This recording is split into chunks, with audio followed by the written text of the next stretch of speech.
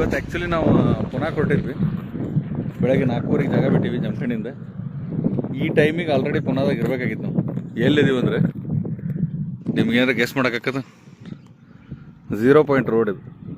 ನನ್ನ ಸ್ಕಾರ್ಪಿಯೋ ಇವತ್ತು ಇದಕ್ಕೆ ಹೊಡೆದು 2 ಟೈರ್ ಬಸ್ಟ್ ಆಗ್ಯಾವ. ಇಮ್ಯಾಜಿನ್ ಮಾಡ್ರಿ ಇಲ್ಲಿ ರೋಡ್ ಹೆಂಗೈತಿ. ಈ ಕಡೆ ಹೋದ್ರೆ ಇದು ಪೀಕೆ.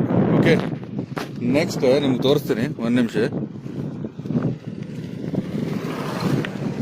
ಈ ಕಡೆ ಹೋಗ್ತೀನಿ ಅಂದ್ರೆ ಇಲ್ಲಿ ಕೆಳಗಡೆ ಹಿಂಗೈತಿ ಹಾಲತ್.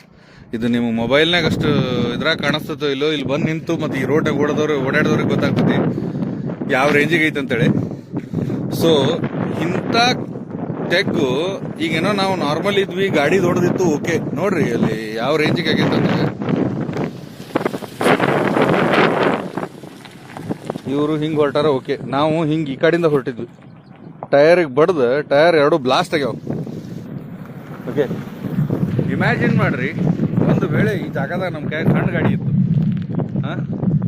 ಟೈರ್ ಬಸ್ಟ್ ಆಗಿ ರೋಲ್ ಆಗಿತ್ತಂದ್ರೆ ಏನಾಗ್ತದೆ ಕತಿ? ರೋಲ್ ಆಗಿ ಇಲ್ಲಿ ನಿಲ್ಲಾಕಂತೂ ಪಾಸಿಬಲ್ ಇಲ್ಲ, ಇಲ್ಲೇ ಪ್ರಪಾತಕ್ಕೆ ಹೋಗ್ಬೇಕು ನಾವು, ಹೌದಾ?